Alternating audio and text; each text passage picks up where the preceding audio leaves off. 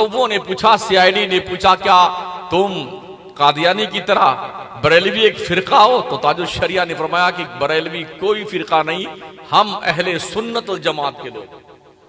इसलिए हम सुन्नियों से ये कहना चाहेंगे, हम अपने आप को बरेलवी न कहें, हम अपने आप को सुन्नी कहें और मज़हब अहले सुन्नत, मसलके आला हजरत, मसलके अहले सुन्नत के हैसियत से अपना इंट्रोडक्शन पेश करें। हुजूर ताजुल शरिया रहमतुल्लाह ताला अलैह एक ऐसे खानदान में आपने आंखें खोली हैं जो विलायत का, फजल का, इल्म का, शरफ का, बुजुर्गी का खानदान था। बाप, दादा, परदादा, लकड़दादा, पकड़दादा, चचा, सब के सब वली थे और खुद भी विलायत के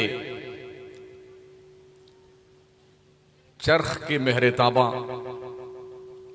जिनके इश्क और प्यार की शमा दुनिया के करोड़ों इंसानों के दिलों में आज भी जल रही है।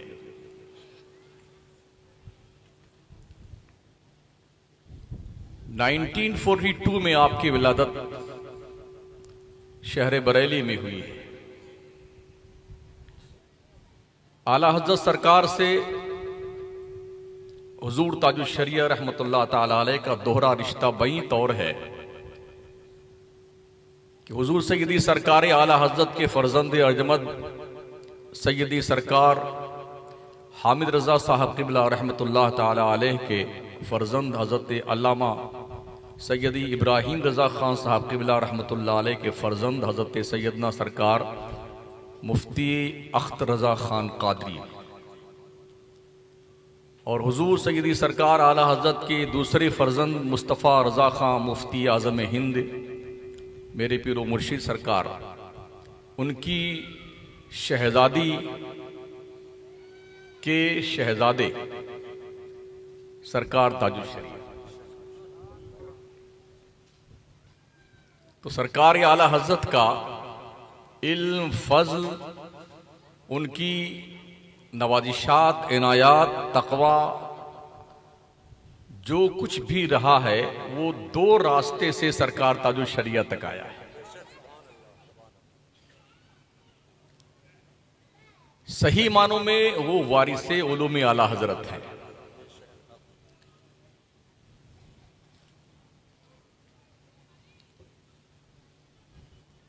पैदा होते ही आपका इसमें गिरामी मोहम्मद रखा गया था, जो खानदानी वतीरा रहा है। नजीबुत तरफ़ैन अफगानी पठान है, बढ़ीज कबीले से आपका ताल्लुक है। हुजूर सरकार ताजुल शरिया रहमतुल्लाह ताला अलैह का जो नाम रखा गया था वो इस्माइल रज़ा था, मोहम्मद इस्माइल रज़ा। मेरे ख्याल से दुनिया में 95% लोग नहीं जानते होंगे कि हुजूर ताजुल शरिया का असली नाम क्या था। और फिर अख्तर रज़ा ये प्यार से पुकारे गए, प्यार का पुकारा जाने वाला नाम इतना अरफ़ो आला हो गया कि असली नाम पे गालिब आ गया। और फिर जो लक़ब आपको मिला ताजुल शरिया का, ये इतना अरफ़ो आला हुआ कि नाम पे भी गालिब आ गया और लक़ब पे भी गालिब आ गया। दुनिया में कहीं भी ताजुल शरिया का ये लफ्ज बोला जाएगा ना, तो तबादुर ज़हनी जो इंसान के दिमाग की सुई होती है ना, वो सीधे अज़हरी में अगर घूम जाती है, क्योंकि इस खिताब का दूसरा कोई अहल अब तक नहीं देखा गया। तकरीबन 36 उलूम व फ़नून पर जिस मुफ्ती बेबदल ने दुनिया में अपनी कलमी यादगार छोड़ी है। दुनिया की यूनिवर्सिटी में सिर्फ 36 उलूम पढ़ाए जाते हैं, तो हुजूर ताजुल शरिया ने 36 उलूम पर किताबें लिखी। आपके कलमी जवाहर पारे सफ़ाते क़िरतास पर ऐसे बिखरे हुए हैं कि पढ़ने वालों की आंखें फटी की फटी रह जाती है। नाजरा कुरान मजीद आपकी वालिदा मोहतरमा ने पढ़ाया था और फिर दरस निज़ामी की तालीम मंजर इस्लाम में आपने हासिल की। सरकार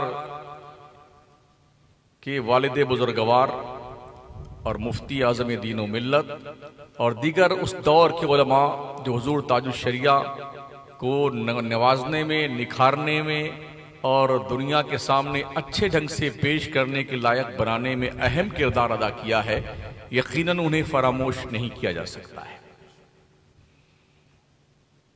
दीनी उलूम की तकमील के साथ साथ इस्लामिया इंटर कॉलेज में सरकार अजहरी मियां ने दाखिला लिया और वहां से बाज़ाब्ता तौर पर जोग्राफिया और हिसाब और कई उलूम आपने साइंस के वहां से सीखे।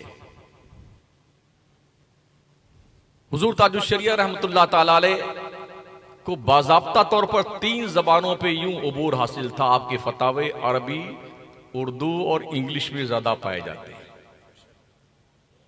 शुरू ही से आपको इतना शगफ था इल्म से कि जो ऐनी शाहिदीन उनका यह बयान है, जब वो घर से निकलते थे पढ़ने के लिए तो रास्ते में किताब लेके चलते थे, जहां वक्त मिलता था वहीं किताब खोल के पढ़ने लगते थे। इस कदर मुताला का शौक था कि अक्सर हुजूर ताजुश शरिया को पढ़ते ही देखा गया। हमारे बच्चे अलग टाइप के होते हैं ना, इन्हें पढ़ने से शगफ कम है, मोबाइल से मोहब्बत ज्यादा है। दोस्तों की अंजुमन आबाद करने में ज्यादा मजा आता है, गप्पे लड़ाने में ज्यादा मजा आता है। लेकिन जो दुनिया में आगे चल करके दुनिया का नक्शा बदलने वाले लोग होते हैं ना, बकौल शायर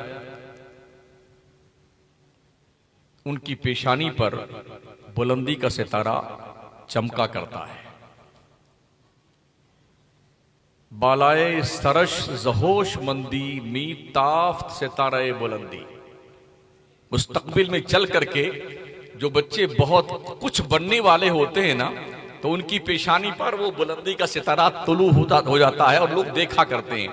एक मसल भी मशहूर है ना कि वो झूले में भी जो बच्चे काबिल होते हैं उनके पैर देख करके भी लोग महसूस कर लेते हैं कि आगे चलकर क्या बनने वाला है। तो हुजूर ताजुश शरिया उस शख्सियत का नाम है जिसने सिर्फ पढ़ा है, सिर्फ पढ़ा है और सिर्फ पढ़ा है। आज भी हम उसी वक्त कामयाब हो सकते हैं जब हम सिर्फ पढ़ेंगे और पढ़ेंगे और सिर्फ पढ़ेंगे। हमारे मसाइल का हल मुल्क हिंदुस्तान में एक ही है, तालीम, तालीम और सिर्फ तालीम। 10 साल हिंदुस्तान का मुसलमान हर तरफ से आंख बंद करके सिर्फ पढ़ना शुरू कर दे, आज जो पगलाए फिर रहे हैं 10 साल के बाद हमारे जूते में पॉलिश करते दिखाई पड़ेंगे। हमें पढ़ना होगा, हमें सीखना होगा, हमें ज्ञान प्राप्त करना होगा। दुनिया ने ऐसे ही ताजुश शरिया को ताजुश शरिया नहीं माना। इल्म के सामने दुनिया झुकती है। इल्मी कद इतना बड़ा है हुजूर ताजुश शरिया का कि बड़े बड़े कचकुलाहाने रोजगार की टोपियां जब उस कुतुब मीनारे इल्म को देखती है ना तो जमीन बेहोश हो जाती है, टोपी सर से नीचे आ जाती है। इतना बुलंद कद है हुजूर ताजुश शरिया का। वो लोग जो सिर्फ पीर पीर पीर करके जो है पीर मानते हैं, वो उनकी अकीदत अलग है। लेकिन जो अहले इल्म है वो उनको ये पता होता है कि इनका इल्मी मकाम कितना ऊंचा है। क्योंकि आम आदमी तो अपने पीर की बड़ाई जानता ही है, मन हमारा पीर, हमारा पीर, हमारा पीर। लेकिन सच्चाई वो है जो सर चढ़ के बोलती है। अपना तो अपना बेगाना भी इतराफ करता है। मुफ्ती अख्तर रजा खान अजहरी उस शख्सियत का नाम है जिसने दौलत और पैसे की बुनियाद पर नहीं, इल्म की दुनिया पर इंसानों के दिलों को फतेह किया है। ये 3 जबानें तो आपकी बड़ी मशहूर, जिसमें आपकी तकरीबन 100 के आसपास किताबें हैं, अरबी जबान में, उर्दू जबान में और इंग्लिश की जबान में। आपके फतावे भी लोग इंग्लिश में सवालात लिख के भेजते थे, सरकार ताजुश शरिया उसका जवाब भी इंग्लिश में दिया करते थे। इसके अलावा हिंदी में भी आपको उबूर हासिल था। मेमनी जबान, गुजराती जबान, मराठी जबान, बंगाली जबान, राजस्थान की जबान, इस तरह से दर्जनों जबानें ऐसी हैं, दर्जनों जबानें, जिन जबानों को जहां चाहते थे वो इस्तेमाल करते थे, बोलते थे, सवाल करते थे और सवाल का जवाब देते थे। आज दुनिया में कोई दो चार जबान का जानकार हो जाए ना तो वो पगलाया फिरता है, मैं तो इतनी जबान को जानने वाला। ताजुश शरिया दर्जनों जबान के माहिर थे, जानकार थे, इसके बावजूद भी दुनिया उनके पीछे पगलाई फिर रही है। अगर आज शायरी की दुनिया में कदम रखें तो असनाफे शेरो सुखन का वो कोई सा ऐसा इस्तिआरा नहीं है जो ताजुश शरिया की शेरो शायरी में दिखाई नहीं पड़ता है। जब भी हुजूर ताजुश शरिया के अशार आप पढ़ेंगे, जो अहले इल्म है वो जानते हैं कि रंगे तगज़्ज़ुल को कितने ढंग से शायरी के जामा में पिरो करके अशार पेश किए हैं। जब आदमी पढ़ता और सुनता है ताजुश शरिया की शायरी को ना, तो वो बहुत ही कल्बी सुकून महसूस करता है। एक तरफ तो नात खानी और नात सुनने का मजा भी अलग होता है, उस पर तुरफा तमाशा ये कि रंगे तगज़्ज़ुल जो होता है ना बड़ा गालिब होता है। जिस तरह से मेरे आला हज़रत सरकार की शायरी है ना, आपके भी कई कलाम ऐसे हैं जिस पर रंगे तगज़्ज़ुल गालिब है। वो सुई लालाजार फिरते हैं, तेरे दिन है बहार फिरते हैं, जो तेरे दर से यार फिरते हैं, दर बदर यूं ही खार फिरते हैं। कोई क्यों पूछे तेरी बात रजा, तुझसे कुत्ते हजार फिरते हैं। इसमें रंगे तगज़्ज़ुल इतना गालिब है ना कि आदमी पढ़ता जाता है और अहले इल्म, अहले ज़ौक़ दिल ही दिल में मगन होते जाते हैं। सरकार ताजुश शरिया की शायरी भी ऐसी है, जो पिया को भाई अख्तर वो सुहाना राग है, जो पिया को भाई ना वो रागनी अच्छी नहीं। अशार इतने बावजन है, इतने बावकार हैं, छोटी बहर में बड़ी बड़ी बातें पिरो देना हर एक के बस का काम नहीं होता है। इसी को कहते हैं समंदर को कूजे में सुमो दिया जाए। तो हुजूर ताजुश शरिया भी जब ज्यादा काम करके, काम बेईमाना कर फतवे नवेसी किताब लिखते लिखते थक जाते थे ना, तो आंखें बंद करके शेर व शायरी की दुनिया में गुम हो जाते थे। आला हज़रत सरकार का भी यही मामला था। जब वो किताब लिखते लिखते फतवे की जवाब देते देते काफी थक जाते, चूर हो जाते, तो आंखें बंद करते और तस्वुरे जाना में अशार गुनगुनाने लगते थे। बाज़ाब्ता तौर पर लोग शायरी सीखते हैं। इमाम अहमद रजा के घर में शायरी सीखी नहीं गई है, बाज़ाब्ता शायरी का नुज़ूल हुआ है उनकी बारगाहों में। चाहे उस्ताद ज़मन अल्लामा हसन रज़ा बरेलवी की आप नातें देख लें, सरकार आला हज़रत की नातें देख लें, सरकार मुफ्ती आज़म हिंद की नातें देख लें, हुजूर ताजुश शरिया की नातें देख लें, ऐसा लगता है कि यहां नुज़ूल अशार हो रहे होते हैं, शायरी नाज़िल होती है यहां पर बारगाह करम। वैसे शायरी के लिए तीन चीज बहुत जरूरी है: तखय्युल, कायनात का मुताला, तलाशे अल्फाज, सोच में गुम रहे आदमी, गुम रहे। अक्सर शायर पेट के मरीज हुआ करते हैं क्योंकि सोचने की बीमारी उनको बहुत ज्यादा होती है। तो शायर के लिए सोचना बहुत जरूरी होता है, तो वो हरदम सोचते ही रहते हैं। यहां तक वो बाथरूम में भी जाते हैं ना, तो वहां भी शेर सोचा करते हैं। गालिब के बारे में मशहूर है कि जब उसे कोई शेर का जो है लफ्ज समझ में नहीं आता था या दूसरा मिसरा नहीं बनता था, तो बाथरूम जाता था, सोचनालय में, जिसको शौचालय कहते हैं, उसमें जाता था, बैठे बैठे सोचता रहता। जब कोई उस शेर उसको याद आ जाता ना, बन जाता, तो अपने जारबंद में एक गांठ मार लेता था, एक शेर बन गया। ये शायरी उनकी थी। तखय्युल की बुनियाद पर आदमी, शायरी का ये पहला उसूल है, ख्यालात की दुनिया में गुम रहना। इसलिए अक्सर शोरा जो है गुनगुनाते रहते हैं, कभी आंखें मूंद के चलते रहते हैं, जाना यहां होता पहुंच वहां जाते हैं, ये शायर होते हैं। कायनात का मुताला शायरी का दूसरा उसूल है। दुनिया की जियारत कीजिए, आप दुनिया को देखिए, पढ़िए, सोचिए, समझिए। तो ये कायनात का मुताला, ये शायरी का दूसरा उसूल है। और उसके बाद तीसरा उसूल है तलाशे अल्फाज। अल्फाज ढूंढिए कि शेर की तकमील के लिए कौन सा लफ्ज कहां सेट हो सकता है। जैसे ही दीवार जब बनती है ना, तो कौन सा पत्थर कहां सेट होता है ये कारीगर ही जानता है। जहां छोटा लगना वहां बड़ा नहीं लगा पाता है वो, जहां बड़ा लगना होता है वहां छोटा नहीं लगता। देखिए कितने ढंग से बनाया गया है, छोटे को छोटी जगह सेट किया गया है और बड़े को बड़े जगह सेट किया गया है। ऐसे ही शायरी का दस्तूर है कि तलाशी अल्फाज, अल्फाज ढूंढा जाए, तलाश किया जाए और कहां पर कौन सा लफ्ज सेट बैठता है जिससे मिसरे में ना सकता वाक़े हो, ना ज़ुहाफ वाक़े हो, कोई डिस्टर्ब ना हो, ना कोई कमी हो, ना कोई बेशी हो, बहर के मुताबिक हो, सुनने वाले के कान पे बोझ ना महसूस हो। ये शायरी के 3 उसूल हैं। लेकिन जब हम आला हजरत को पढ़ते हैं, सरकार मुफ्ती आज़म हिंद को पढ़ते हैं, हुजूर सैयदी अल्लामा हसन रज़ा बरेलवी को पढ़ते हैं, सरकार ताजुश शरिया को पढ़ते हैं, तो ऐसा लगता है ये तमाम तर उसूल शेर और शायरी कनीज बन करके उनकी गली कूचे में झाड़ू लगाया करते। ये कंडीशन है। हुजूर ताजुश शरिया रहमतुल्लाह ताला अलैह 1963 तक दीनी उलूम की तकमील आपने करी और इस पीरियड में ज्यादा अरसा आपका सरकार मुफ्ती आज़म हिंद के दरबारे पुरवकार में गुजरा। और 1963 में हुजूर ताजुश शरिया के वालिद बुजुर्गवार ने अल्लामा इब्राहिम रजा साहब किबला रहमतुल्लाह ताला अलैह ने उनको जामिया अजहर मिस्र भेजा पढ़ने के लिए 1963 में, जो मेरी पैदाइश का साल है। इसलिए कि मिस्र के एक बहुत जबरदस्त आलिम थे जो अरबी दर्स देने के लिए मंजर इस्लाम में उनका सिलेक्शन हुआ था। तो उन्होंने जब देखा कि ये हीरा बहुत काम का है, अगर तराशा जाए तो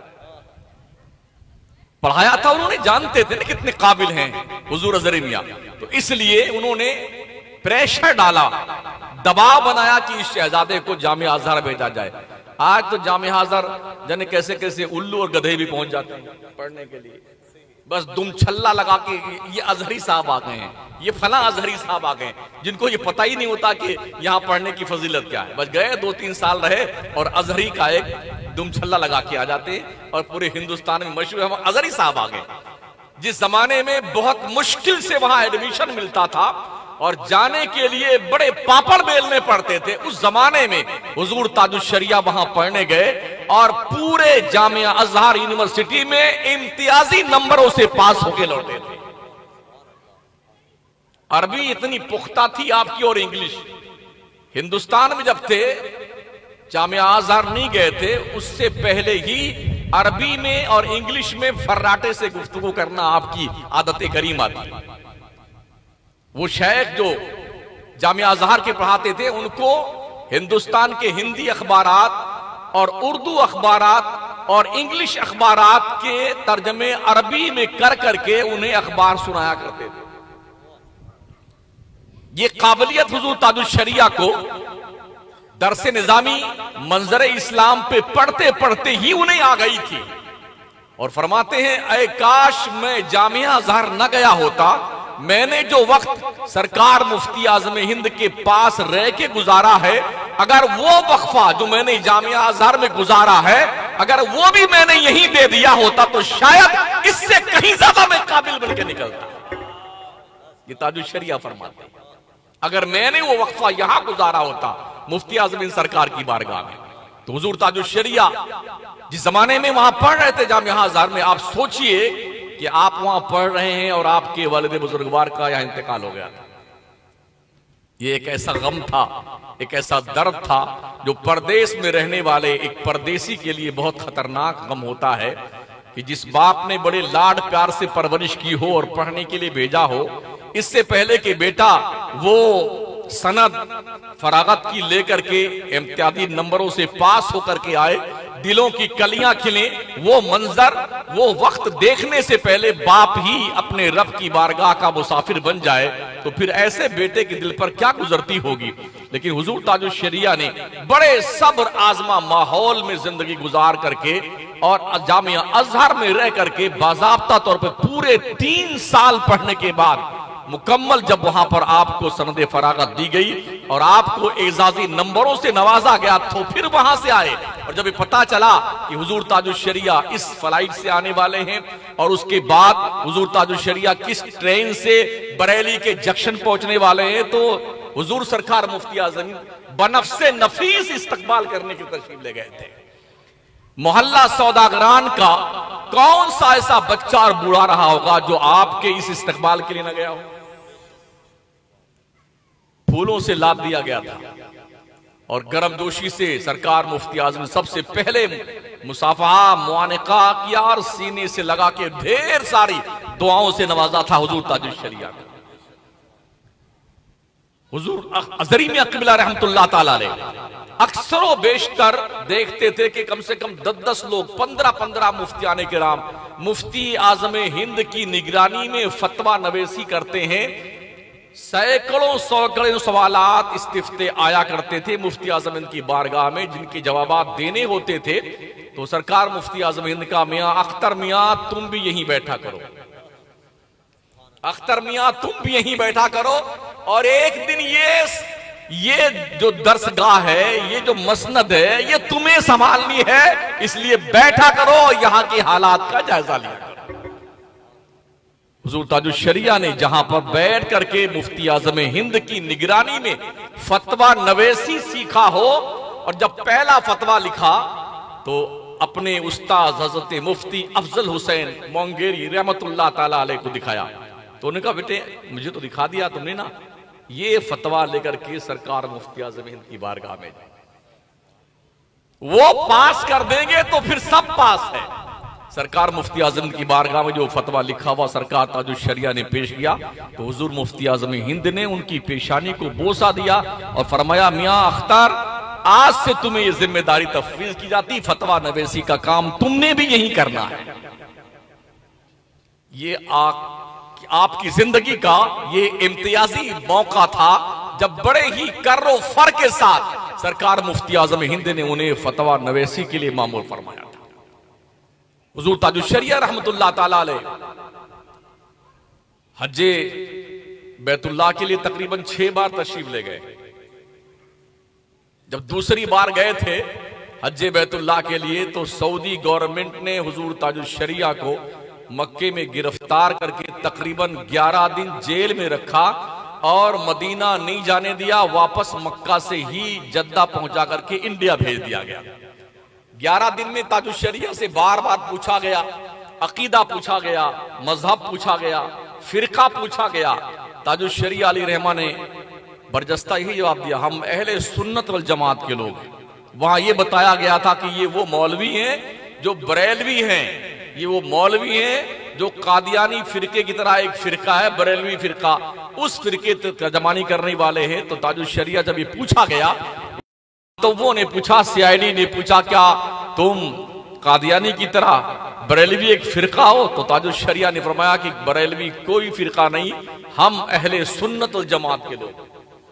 इसलिए हम सुन्नियों से ये कहना चाहेंगे, हम अपने आप को बरेलवी न कहें, हम अपने आप को सुन्नी कहें और मज़हब अहले सुन्नत, मसलके आला हजरत, मसलके अहले सुन्नत के हैसियत से अपना इंट्रोडक्शन पेश करें। ये कौन सा शहर आपका है? आप अगर जैसलमेर के हैं तो आपको जैसलमेरी कहा जाएगा, हम मकराने के हैं तो हमें मकरानवी कहा जाता है, नागौर के लोगों को नागौरी कहा जाता है, जोधपुर के लोगों को जोधपुरी कहा जाता है। अब आप बताइए, आप जैसलमेरी हैं तो अपने आप को बरेलवी कैसे कह सकते हैं? बरेली हमारा मरकज़े अकीदत है, मरकज़े मोहब्बत है, बरेली इश्क व मोहब्बत की सरजमीन है, बरेली का जर्रा जर्रा हमारे सर, आंखों पे, दिल पे, जिगर पे है, मगर हम बरेलवी नहीं हैं। बरेली शरीफ के रहने वाली हमारी वो आकाए नेमत की जो जातें हैं, सरकार आला हजरत, सरकार मुफ्ती आजम हिंद, सरकार इब्राहिम रजा, सरकार हामिद रजा, सरकार ताजुल शरिया, ये वो आकायाने नेमत है जिनकी बुनियाद पर हम बरेली से प्यार करते हैं और बरेली के जर्रे जर्रे से प्यार करते हैं। तो ये बात जहन से बिल्कुल निकाल दें, कोई अपने आप को बरेलवी ना कहे, सुन्नी कहे, रजवी कहे, अजहरी कहे, नूरी कहे, मसलके आला हजरत का पाबंद कहे, मशरब आला हजरत का पाबंद कहे, यही हक है और यही सच है। सरकार ताजुश्शरिया रहमतुल्लाह ताला अलैह को 11 दिन जेल में रखा गया और रोजाना पूछते थे लोग कि अकीदा क्या है, फला क्या है, डका क्या है, लेकिन कोई माकूल जवाब ना दिया। वापस इंडिया भेज दिया। जब वो इंडिया तशरीफ लाए तो पूरी दुनिया में खतरनाक एहतजाजात हुए थे। उस वक्त में बॉम्बे में था। बॉम्बे की सरजमीन पर 50,000 का मजमा इकट्ठा हुआ था एहतजाज करने के लिए हुकूमत सऊदी अरबिया के खिलाफ कि ये जुल्म हुजूर अजहरी मियां के साथ क्यों किया गया, इस पर बाज़ाब्ता मुतालबा किया गया था कि सऊदी अरबिया की हुकूमत माफी मांगे इस सिलसिले में। उसके बाद लंदन में बड़ी कॉन्फ्रेंस हुई।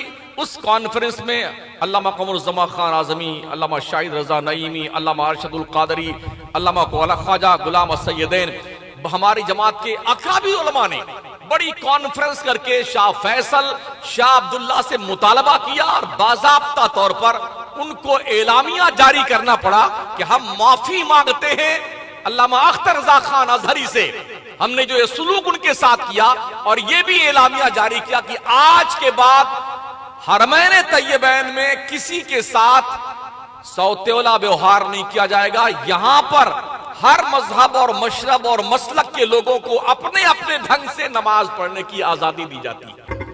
और इस बात का इतराफ किया गया कि कंजुल ईमान पे जो पाबंदी यहां लगाई गई है वो हमारे इल्म में नहीं है, लेकिन अब आज के बाद कंजुल ईमान जैसे कुरान शरीफ के तर्जमे पर भी पाबंदी यहां से हटाई जाती है। इसके बाद में अल्हम्दुलिल्लाह अल्लाह ने करम किया, मदीने वाले ने मेहरबानी फरमाई, सऊदी अरबिया ने 1 महीने का स्पेशली वीजा दिया कि तुम मदीना नहीं जा सके थे। बाज़ाब्ता दिल्ली से एक कासिद गया ताजुश्शरिया की बारगाह में, हुकूमत सऊदी अरबिया की तरफ से आपको इनवाइट किया गया है कि सरकारे मदीना की बारगाह में हाजिरी के लिए तुम्हें 1 महीने का मौका दिया जाता है। तो हुजूर ताजुश्शरिया 1 महीने के वीजे पर सरकारे मदीना की बारगाह में गए और 16 दिन रह करके हुजूर की बारगाह में फैज याब होकर लौटे थे। ये कर्म किस पे होता है? सरकार जिस पे कर्म फरमाते हैं ना, उनके ये बुलंद रुतबे होते हैं, ये मकाम आपका है। तो हुजूर ताजुश्शरिया रहमतुल्लाह ताला अलैह उस शख्सियत का नाम है। आज तो लोग छोटे मोटे नेता के आसपास बैठने के लिए बड़ा पापड़ बेलते ना कि इसके साथ, एमएलए के साथ, और जी फलाने ओहदेदार के साथ, फलाने मिनिस्टर के साथ में फोटो खींचने को मिल जाए, सेल्फी मिल जाए लेने को, तो बड़ा मजा आ जाए।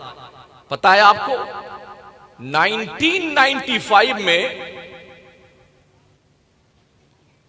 प्रधानमंत्री नरसिम्हा राव ने यह पैगाम भेजा बरेली शरीफ में कि हम इमाम अहमद रजा के आस्ताने पे हाजिरी देने के लिए आना चाहते हैं और इस मौके पे हुजूर ताजुश्शरिया की जियारत भी करना चाहते हैं।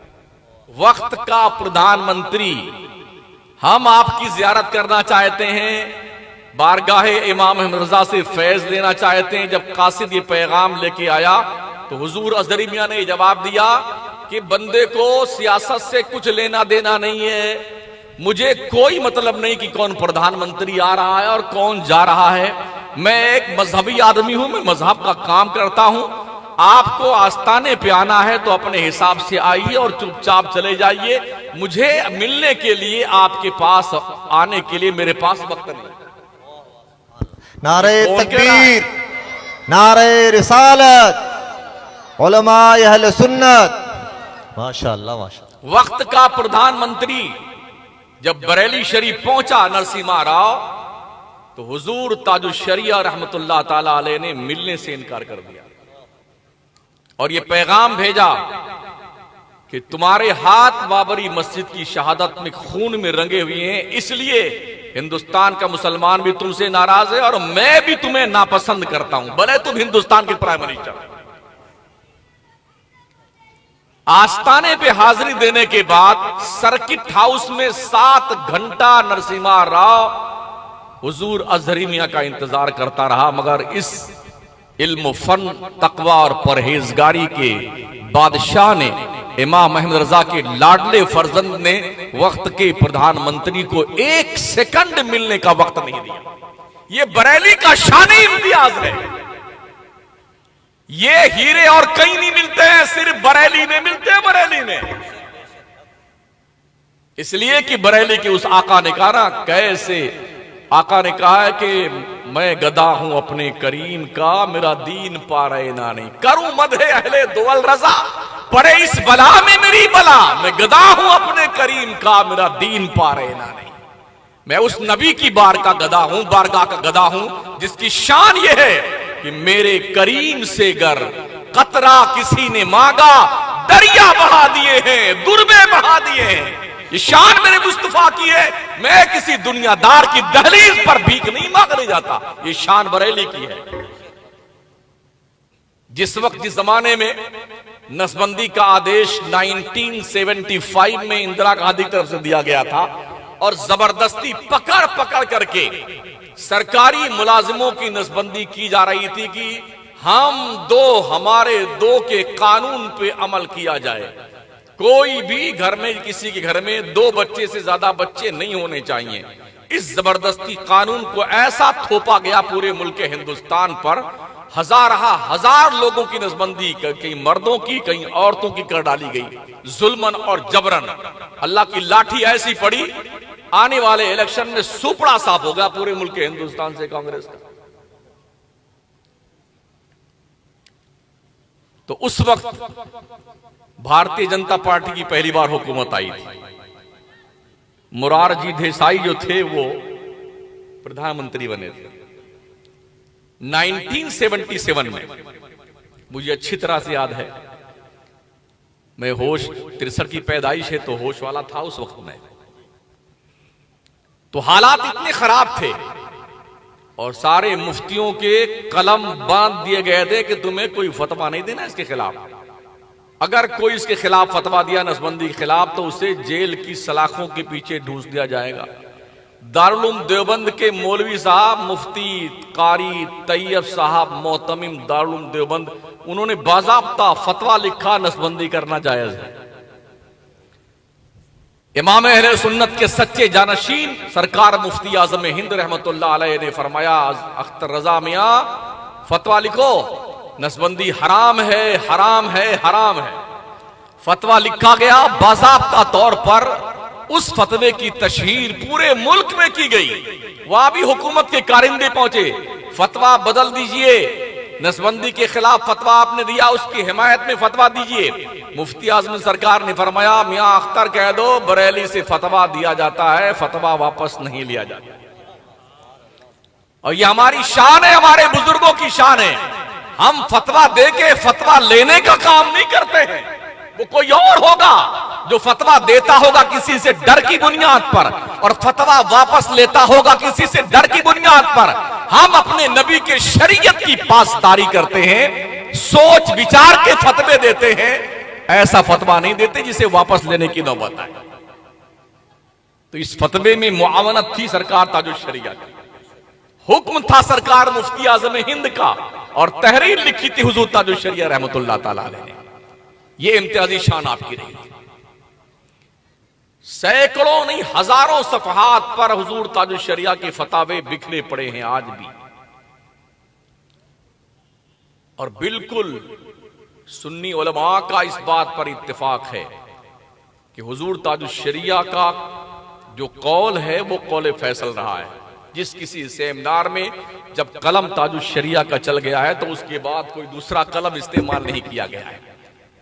जिस मुल्क में देखिए आपके इतने ज्यादा दौरे हुए हैं, लोगों ने बाज़ाब्ता तौर पर खैर मकदम किया है और लोगों ने हदीस की इजाजत ली है, चाहे मुल्क शाम हो, चाहे मिस्र में हो, कहीं भी हो। हजार मदरसों में आपने दरसे बुखारी का जो है सबक पढ़ाया है, बाज़ाब्ता तौर पर खत्म बुखारी करवाया है, इफ्तिताह बुखारी करवाया है। और जब आप मुल्क शाम में गए, हिम्स में गए और दूसरे और ममालिक में गए, मिस्र में गए, तो वहां पर वहां के दुनिया भर के तलबा ने हुजूर ताजुल शरिया से घंटा घंटा भर बैठ करके दरसे हदीस लिया है और उनसे इक्तिसाब फैज किया है। आलमी पैमाने पे जो शख्सियत 500 मुतासिर करने वालों दुनिया के लोगों के अंदर आती थी, उसमें एक नाम हुजूर ताजुश शरिया का भी था। हुजूर सैयदी सरकार आला हज़रत के खानदान का ये वतीरा रहा है कि आपके खानदान के जो अफराद रहे हैं अब तक, उनकी ये शान रही है कि उन्होंने इल्मी दुनिया में वो मकाम हासिल किया है। आला हज़रत तकरीबन 107 उलूम व फ़नून पर आपने किताबें लिखी हैं। 107 उलूम व फ़नून, 1400 किताबें आपकी हैं, और ताजुश शरिया ने सैकड़ों किताबें लिखी हैं। आपका भी वतीरा यही था, आला हज़रत का भी। उर्दू में, फारसी में, अरबी में, भोजपुरी में, हिंदी में, जैसा सवाल आया उसी जबान में आला हज़रत ने जवाब दिया है।